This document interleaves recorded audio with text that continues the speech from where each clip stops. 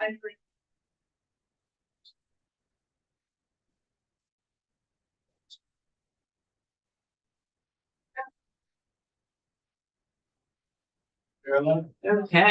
good afternoon. This is Senate Institutions. Today is Thursday, February 5th, 2026. And we will be looking at two items today. There's first a capital budget adjustment for Recovery House.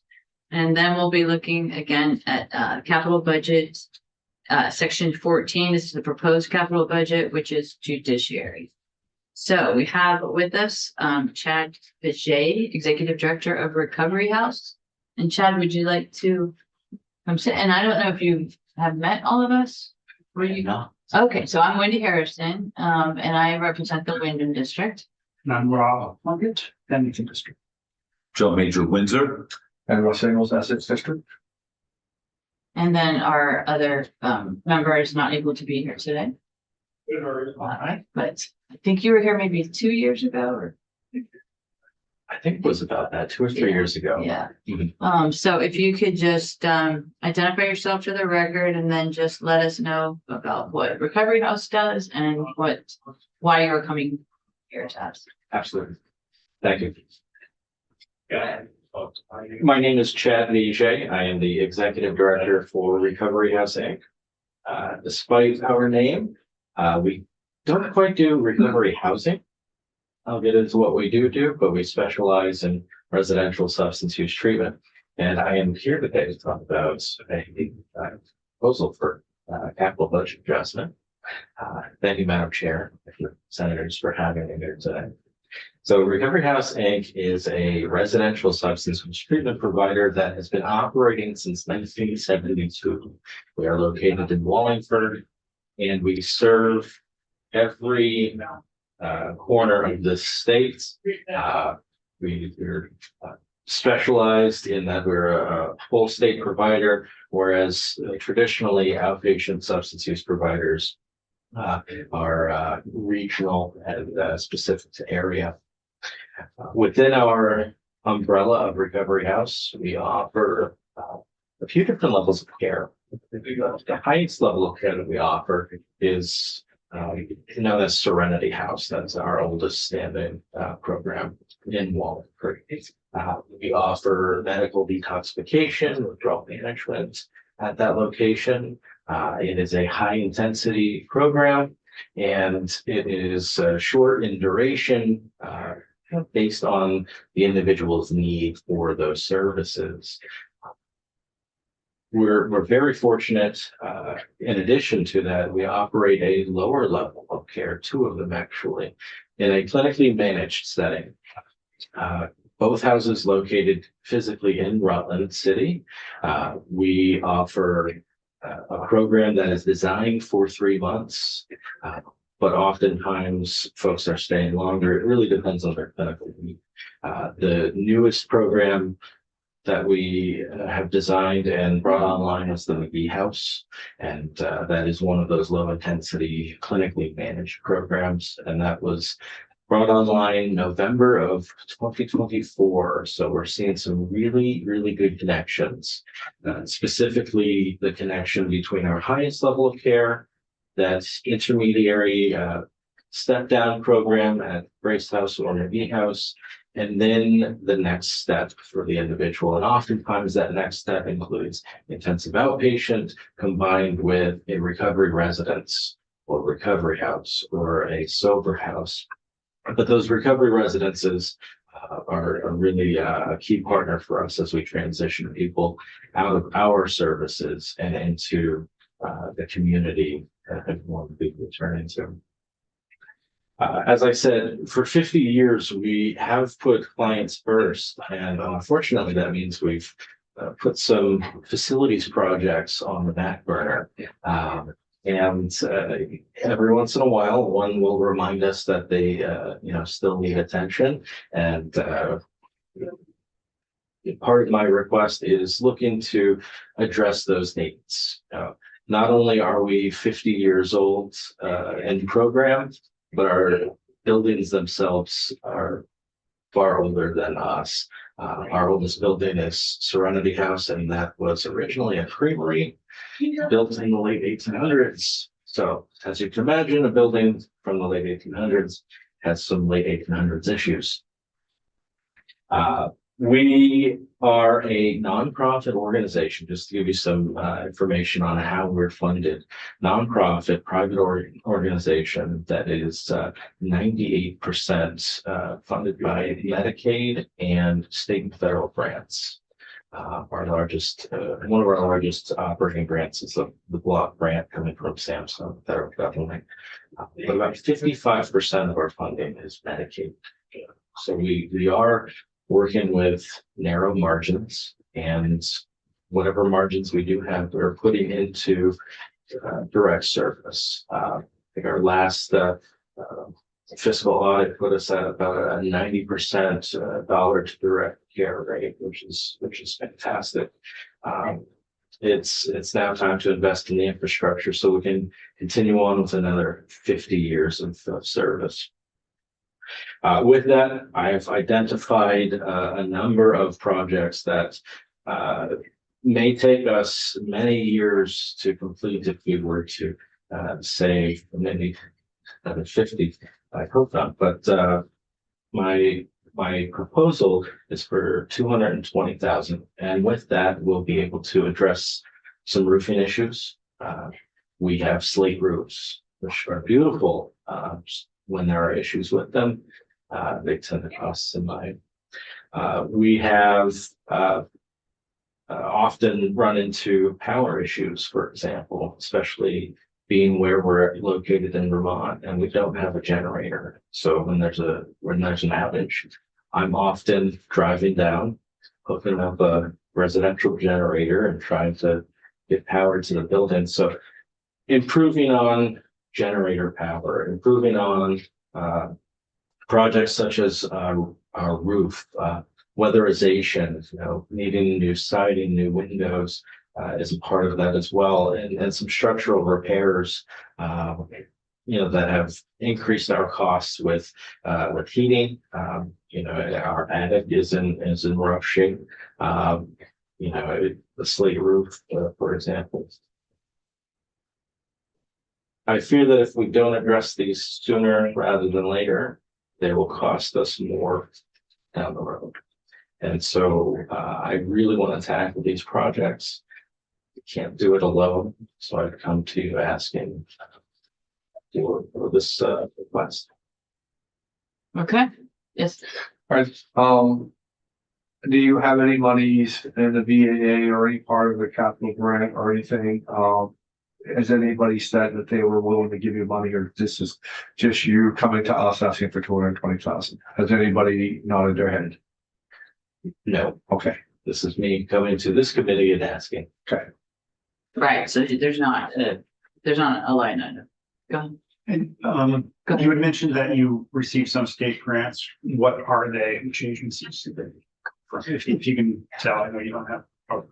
So all of our grants are managed by the Department of Health Division of Substance Use. They include the block grant through SAMHSA. It includes a grant for public inebriate programming, which is one of the programs that we do offer out of our Grace House location. So we're serving that public safety. I'm sorry to interrupt, but that's funds that come from the federal government that are, is there any just state money? So state money, we have an outreach and engagement grant that the state has provided us, and we've entered into a grant agreement with virtual PIP screening, and that may be state. What was the last one?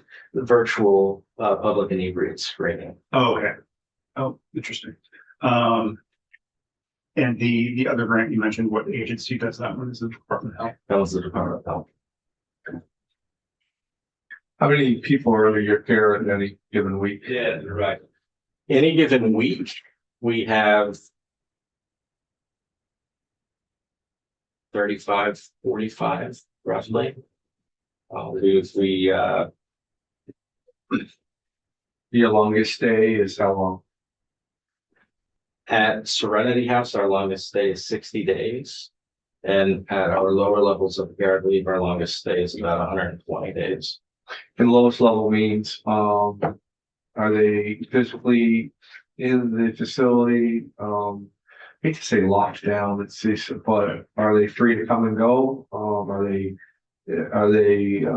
there, going to work and coming and having support? What's that 120 days look like? So that 120 days at both our McGee House and Grace House facilities is divided into certain phase systems. During those phase systems, there are opportunities for free time in the community. Now, when someone enters, we give them the opportunity to go out and connect with resources. We'd like for them to connect with primary care, with dental, with mental health. We'd like for them to connect with the DMV and perhaps get their license back. And as they progress through into phase 2 and into phase 3, looking for employment or volunteer work, because the other side of that is either going to a recovery residence or going to an individual residence where they would have to sustain themselves. And Are these people the 120 days? Just trying to get a sense of it. I'm in this world a little bit, and I don't want to use the old words of past. I think there's better words to use. Are they the 120-day folks? They've already been into recovery, and they're trying to stay sober, or are they still? Not that they all don't struggle, but where are they in their process?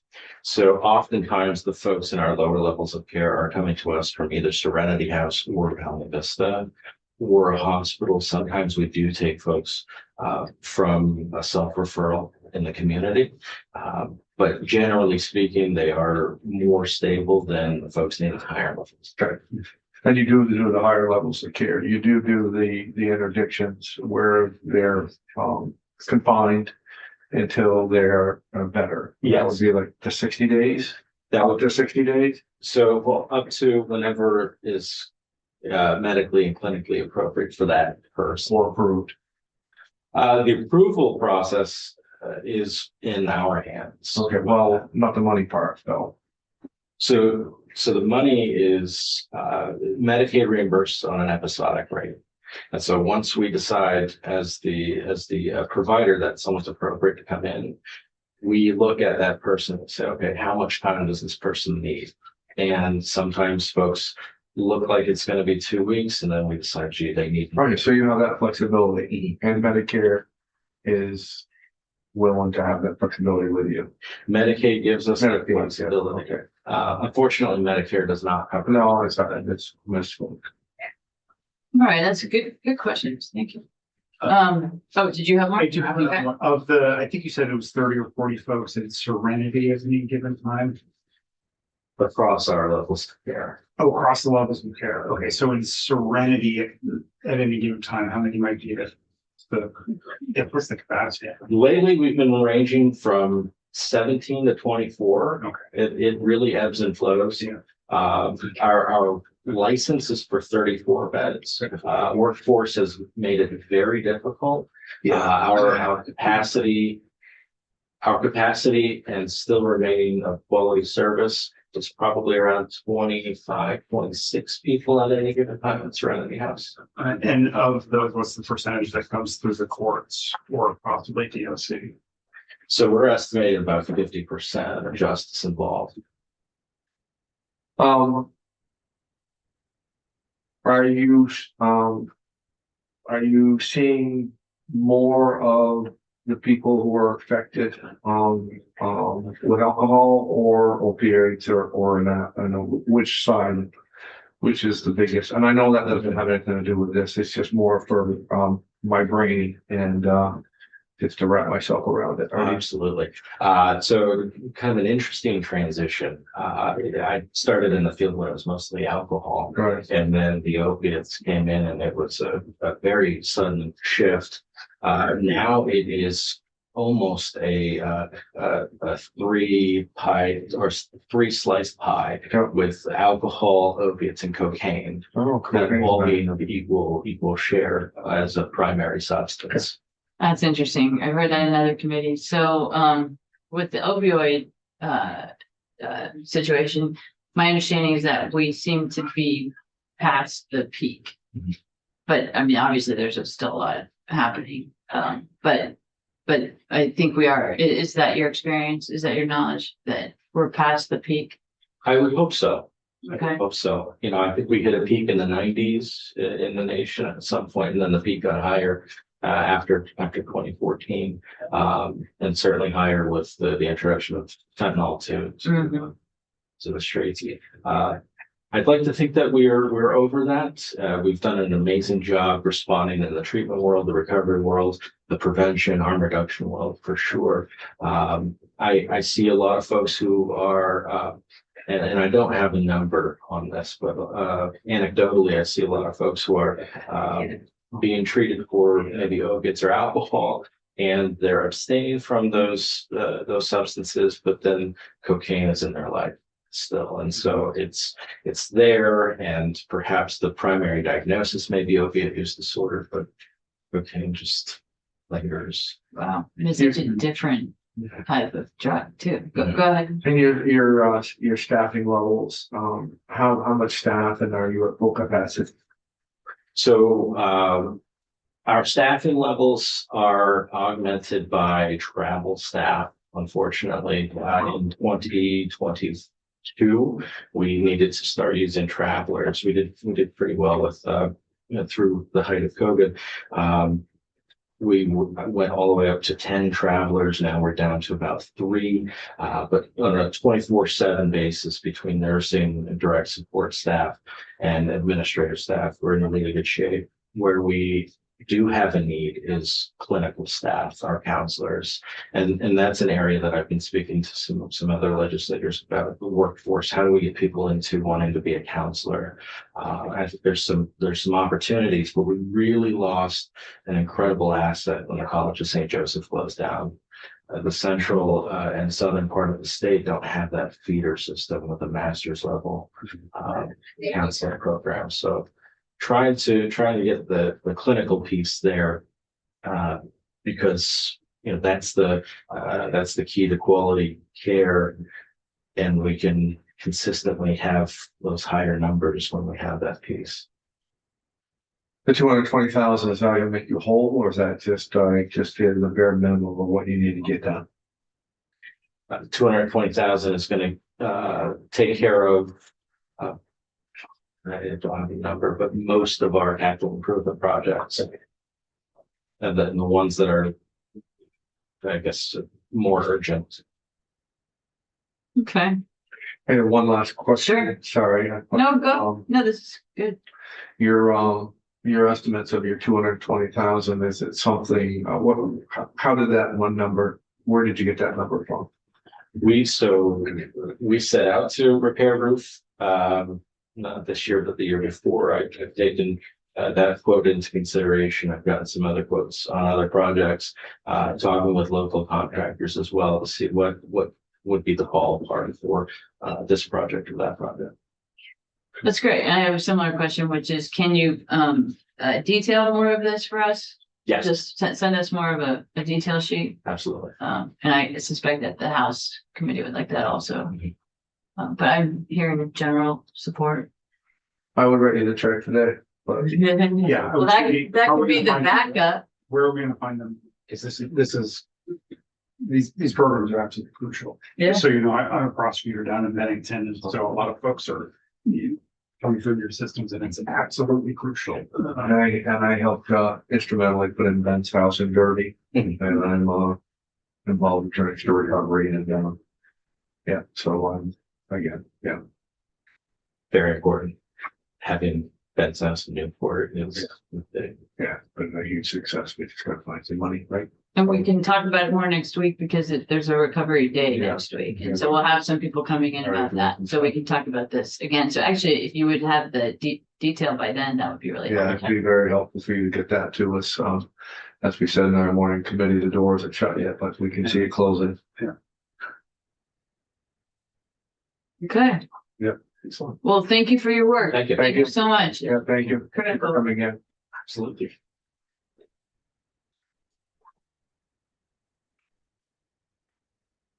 Okay, our next group is at 2. Let us have a 5-minute Yeah. adjournment.